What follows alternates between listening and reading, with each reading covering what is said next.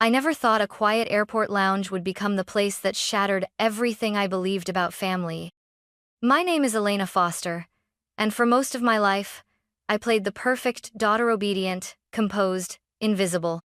But on that day, while we were supposedly headed to South Africa for a family trip, I watched my father lean down, pat Grandpa's shoulder, and say, "Just sit here. We'll go check in and come right back." They walked away, calm, certain. But something didn't sit right. Minutes passed, then 20, then 30, and that's when it hit me. They weren't coming back. My grandfather, confused, frail, already fading into the fog of Alzheimer's, was being abandoned right there in the middle of the terminal, left like luggage nobody claimed. I didn't think. I just ran, and what I saw when I found him changed everything I thought I knew about love, loyalty, and the true meaning of home. Growing up in Omaha, Nebraska, my life looked perfect from the outside. Two-story house with white shutters, freshly cut lawn. My dad, Dr. Leonard Foster, was a respected cardiologist who liked his shirts crisp and his children quieter than the machines in his hospital wing. My mother, Patricia, stayed home, though not to nurture. She hosted fundraisers, baked for school galas, and reminded you often that presentation is everything. I was their firstborn, the responsible one.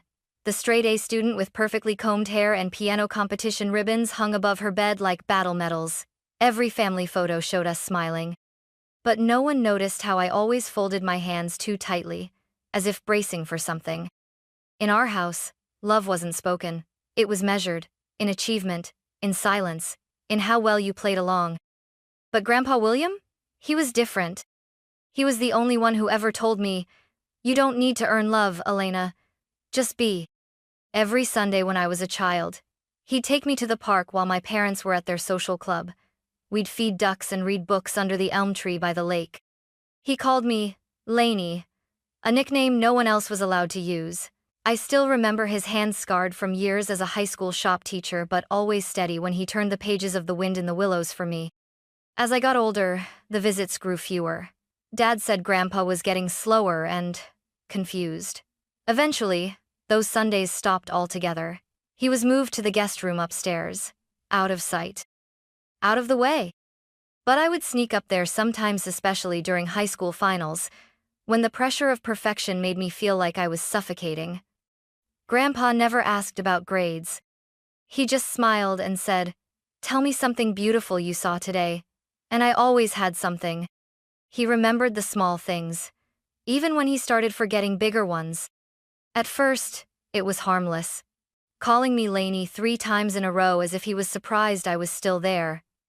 Then he'd get stuck in stories from the past, repeating the same line like it was new. My dad grew annoyed. My mom started speaking about him in the past tense while he was still in the room. But to me, he was still Grandpa, still the man who taught me how to look at the sky and see more than weather. And that's why when Dad said we were all going on a trip together to make memories before things got worse, I wanted to believe him, even when something inside me whispered, "No one makes memories by leaving someone behind." Before the forgetting began, Grandpa was the one person who remembered everything that mattered. He remembered that I hated chocolate milk, but loved strawberry. He remembered my favorite stories, the way I hummed when I was nervous, and the fact that my middle name May was after his mother, not my mom's, no matter how many times she tried to claim otherwise. He never forgot me.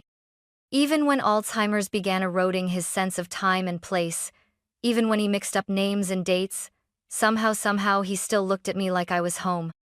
The first time he forgot where he was, I was 16. I found him standing in the driveway in slippers, clutching a watering can. It was February, snow everywhere. He thought he was back in Alabama, tending roses with Grandma before she died. When I gently took his hand, he blinked and said, "Laney, am I dreaming?" I smiled through the sting in my chest. "No, Grandpa, you're just remembering." My parents treated it like a phase. They whispered words like facility and nursing wing late at night. But I couldn't bear the thought of him alone, among strangers who wouldn't know that he hummed old jazz tunes when anxious, or that he always stirred his tea 3 times before sipping. So I became the one who sat beside him in the evenings, reading aloud from the books he once read to me: The Secret Garden, Of Mice and Men, Charlotte's Web.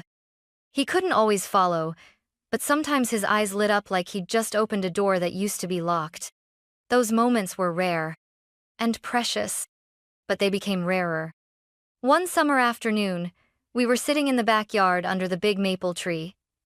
I had just graduated high school. My parents were hosting a party inside string lights, charcuterie boards, the works, but I had slipped away. I didn't want champagne. I wanted Grandpa. He looked at me that day, eyes clearer than they'd been in weeks, and said, "Lainey, when they stop seeing me, promise me you won't." I froze. I could never stop seeing you. He nodded, placing a hand over mine. "Then, when the time comes, you'll know what to do." I didn't know what he meant. Not then.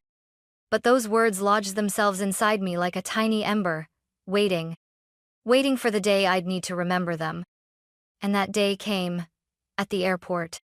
After my first year of college, everything at home felt rearranged. The guest room where Grandpa stayed was suddenly locked during the day. Mom said it was for his safety. Dad said he needed rest. But I noticed how the hallway stayed eerily quiet now. How they no longer invited him downstairs for dinner. How they stopped correcting people when they assumed Grandpa didn't live with us anymore. He was fading from the family like an old photograph left in sunlight. I pushed back in the only ways I could. I left notes for Grandpa on his nightstand.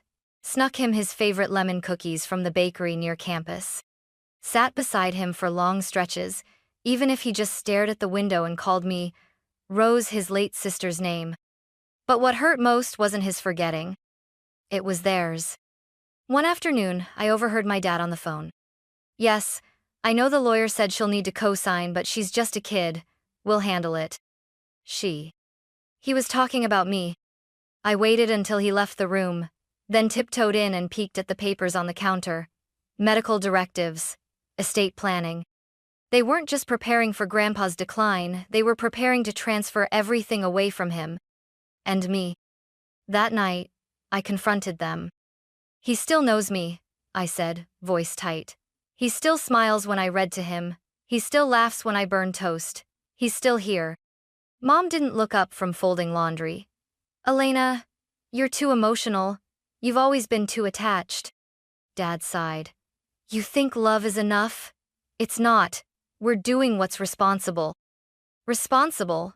I snapped. "You mean convenient?" That earned me silence, followed by cold. From then on, they excluded me from every conversation about Grandpa's care.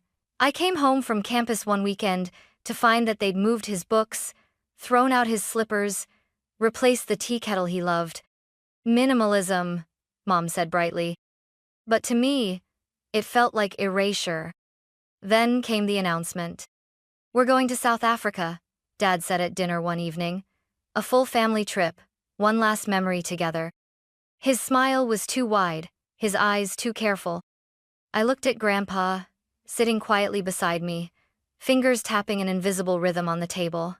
He didn't seem to register the conversation, but when I leaned close and whispered, "You want to go on an adventure?" he looked at me and winked. It was small, but it was him. And so I said yes to the trip. Not because I believed them, but because something told me this wasn't just a vacation, it was a test. And I needed to be close just in case they failed it. We left for the airport just before sunrise. The sky was still bleeding orange, and the air smelled faintly of dew and fuel as we loaded the car. Grandpa wore his navy cardigan, his travel sweater. He used to call it buttoned wrong and sleeves too long. He clutched a framed photo of Grandma in one hand and my wrist in the other. Dad kept checking his watch. Mom kept checking her reflection. I kept checking Grandpa's eyes, watching for signs that he was with us. In the back seat, I whispered, "Are you excited, Grandpa?" He didn't answer, just stared out the window and hummed something. I almost recognized, maybe an old military tune, maybe a lullaby. I squeezed his hand. We're going somewhere warm. Elephants, remember? He looked at me then, and said softly, "You'll make a fine teacher one day, Rose." I didn't correct him. He always called me Rose when he was scared. At the airport, the lines were long, the atmosphere buzzing with noise and fluorescent light. Mom pulled me aside. "Elena, go get coffee for your father and me. Something strong." I looked at Grandpa. "What about him?" "He's fine," she said, already walking away. "We'll be right back." Dad led Grandpa to a chair in the quietest corner of the terminal, a row of seats, near a frosted window looking out at the tarmac. Grandpa sat obediently, still holding the photo of Grandma. My father leaned over him and said, clearly and slowly, "Just sit here. We'll go check in and come right back." The words echoed in my head like a stone dropped down a well. I stood frozen, coffee order half formed in my mouth. They walked off. My parents toward the departure gate. Calm, confident, not once looking back. And something felt wrong. I watched the back of their heads until they disappeared around the bend. 5 minutes passed. Then, 10. Grandpa was still there, still waiting, still tracing the edge of the photo frame with his thumb. 15 minutes, my heart pounded. 20. Something cold settled in my gut. I approached the check-in kiosk. "Hisori, has the Foster party already checked in for flight?" The woman behind the desk typed. "Yes, checked in and cleared." My breath caught. "All of them?" She nodded, then added, "Boarding should begin in about 20 minutes." I backed away, numb. They weren't coming back. They had no intention of ever coming back. 100 feet away, my grandfather sat, alone, in a sea of strangers. He didn't know what was happening, didn't know where he was. He only knew they'd said, "Wait for us." And so he waited. Because that's what loyal people do. I started walking, then running, pushing through the crowds. My throat tightened. I had always believed betrayal would be loud. Slammed doors, screamed words. But betrayal, I learned, is quiet. It walks away calmly while you're still smiling. I don't remember deciding to run. My body just moved. The clatter of luggage wheels and boarding calls faded into static as I sprinted back toward the quiet corner where Grandpa sat. I saw him there still in the same chair, shoulders slouched, eyes scanning the crowd like a child waiting for a parent who'd forgotten them. "Grandpa," I gasped, dropping to my knees in front of him. "It's me, it's Elena." His eyes flickered with recognition, then confusion. "Rose?" he whispered, voice dry. "It's okay," I said, holding his hands, which had gone cold. "I'm here. You're not alone." He looked around, bewildered. "Where did your father go? He said he'd come right back. Am I supposed to go somewhere?" My throat tightened. "No, you're supposed to stay with me, that's all." He gripped my hands tighter, trembling. I was so scared, Lainey. Too didn't know what to do. I wanted to scream. Not at him. At the people who had walked away so easily, who had packed their passports and printed boarding passes and made peace with abandoning the man who once carried them on his shoulders, who taught them how to fish, who stayed up when they had nightmares and paid for their first cars. I stood and pulled him up gently. "Come on, Grandpa. We're leaving." He hesitated, looking down the terminal toward the gates. "Aren't we going on a trip?" "Yes," I said, wrapping his scarf around his neck, "but not the one they planned." As we walked toward the exit, I heard my name. "Elena." I turned.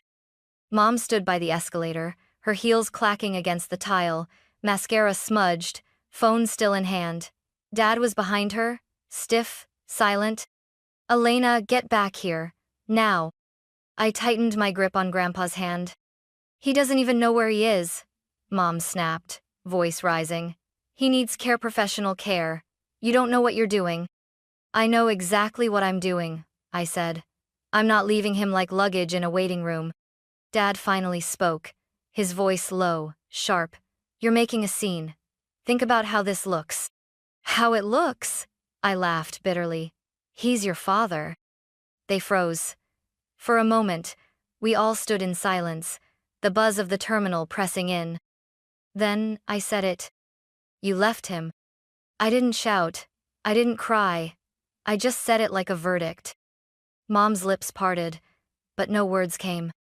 I stepped back. We're done here. Elena, if you walk away, Dad began. But I did. I walked. Out of the terminal. Into the cold morning light. My coat barely wrapped around both of us. I hailed the first cab I saw and helped Grandpa in, his hands still shaking. We drove for miles in silence, the airport shrinking behind us like a bad dream. Only when we reached the bus station did I exhale. Where are we going?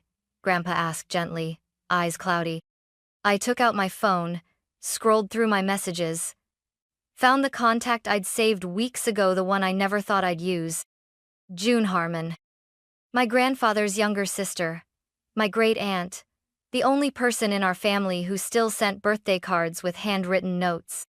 She lived on a small property in Kansas and had called me a few months back, worried about Grandpa. If anything ever happens, Elena, you call me, she'd said. Don't let them tuck him away. I called. She answered on the second ring. June, it's Elena. Grandpa needs you, we need you. Her voice broke. Tell me where you are. I'll be waiting. I bought 2 bus tickets for the next departure. The station was nearly empty. I helped Grandpa into a seat, wrapped him in my scarf, and rested his head on my shoulder. He fell asleep before the engine rumbled to life. We rode into the sunrise, past fields and telephone poles and sleepy towns. I watched the landscape change, but I didn't feel lost. Not anymore. We were going somewhere we'd be seen. Somewhere we'd belong. For the first time in my life, I wasn't following my parents. I was choosing. And that choice, though terrifying, felt like coming home. The bus pulled into the tiny station in Holton, Kansas just after noon. It was quiet, almost too quiet after the blur of terminals and engines, but I welcomed the stillness. Standing on the platform was a small, sturdy woman in a denim jacket, silver hair pulled back, holding a cardboard sign that read, William plus Elena in shaky black marker. June Harmon.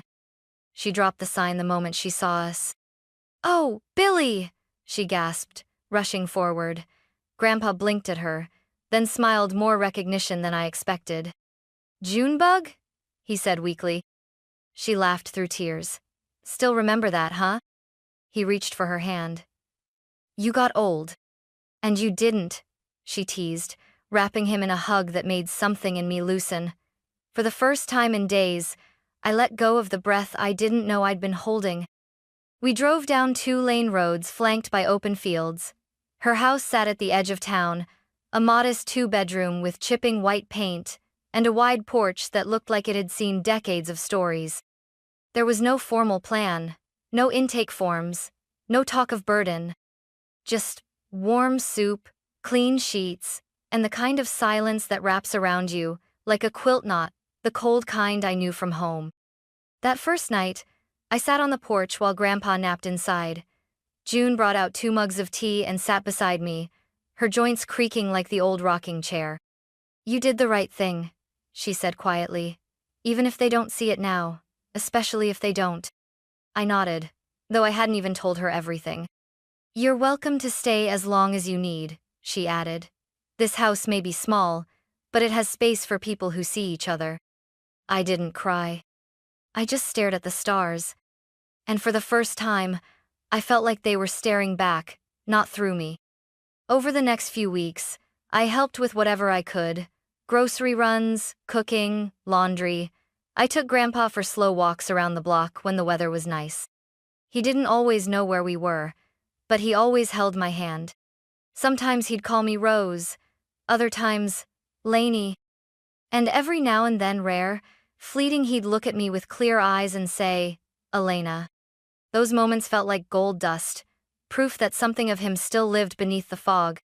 At night, I started journaling, not for school, not for therapy, just to remember. I wrote down things Grandpa said, things June cooked, things I never wanted to forget. Because for once, forgetting wasn't just his fear, it was mine too. And I was finally in a place where remembering was allowed. By spring, the rhythm of life in Holton had settled around me like a second skin. Each morning, I'd wake before the sun, help June make oatmeal, and sit with Grandpa as he slowly stirred his spoon, sometimes forgetting what to do next. I'd remind him gently, no frustration, no shame. And on the good days, he'd hum while he ate. Sometimes even tell a half-finished story about fishing with his brothers, or the time he dropped his wedding ring in a loaf of bread and never told Grandma. June started calling us the quiet trio. We didn't need much noise, just presence. I enrolled in a part-time nursing assistant course at the local community college, not because I planned it, but because something in me had shifted like a compass finally pointing north. Caring for Grandpa no longer felt like sacrifice. It felt like inheritance. One afternoon, June found me in the kitchen poring over homework about dementia patient care. She set down a plate of cornbread and said, "You know, I think you were always meant for this." I shook my head. "I'm not strong enough. I cry too easily. I get overwhelmed." She smiled. "And yet, here you are." When my clinical rotation began, I started visiting the local memory care unit. Most of the residents didn't know who I was, but when I read aloud, their eyes softened. When I brought Grandpa's old radio and played his favorite jazz station, some of them tapped their fingers to the beat. One woman, Margie, thought I was her daughter every time I walked in. I never corrected her. I just sat and listened as she told the same story about her wedding day in 1952. Each retelling felt like a thread from a tapestry she was afraid would unravel. It made me think of Grandpa. Even as his memory faded, he still felt. He still reached for my hand, still flinched at loud noises, still smiled at birdsong.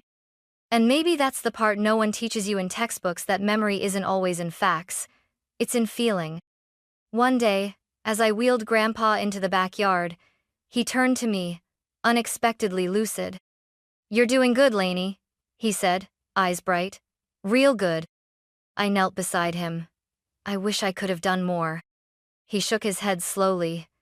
"You did the one thing that mattered. You stayed."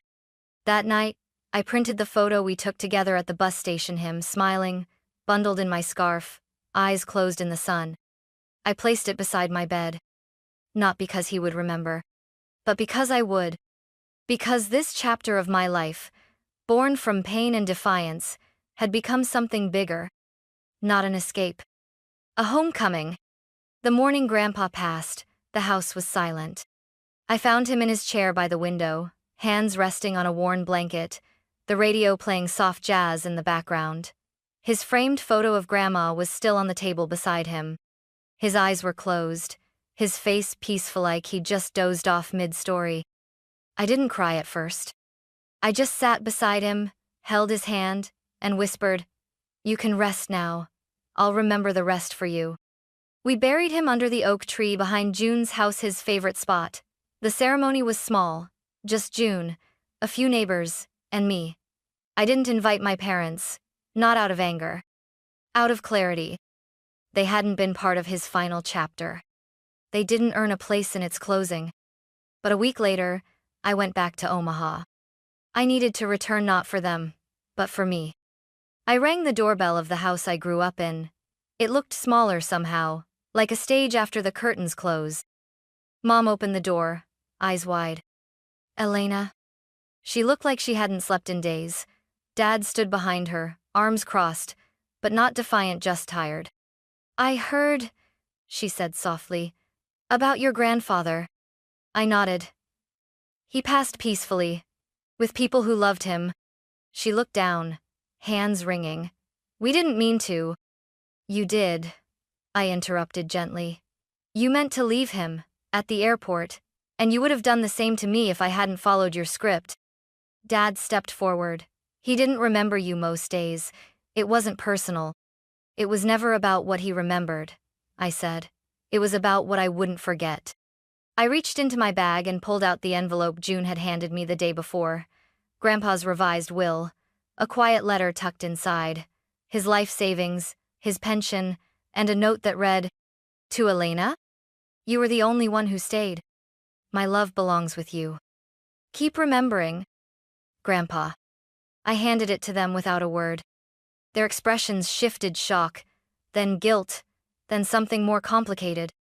I'm not here to fight, I said. Just to let you know that I'm okay, and that he was too. I turned to leave, but Mom grabbed my wrist. Elena, will you come home? I looked her in the eyes, really looked, and for the first time I saw not cruelty but emptiness. A woman who'd built a life around control and now stood in its hollow center. I am home, I said. In Holton. With the people who remembered me before I had to earn it. Back in Kansas, I returned to my studies, my patience, and the porch where Grandpa once sat. I opened a reading circle for children and seniors. I kept the photo of him and me on the wall beside my nursing certificate. And every night, I whispered to the stars, I didn't let go.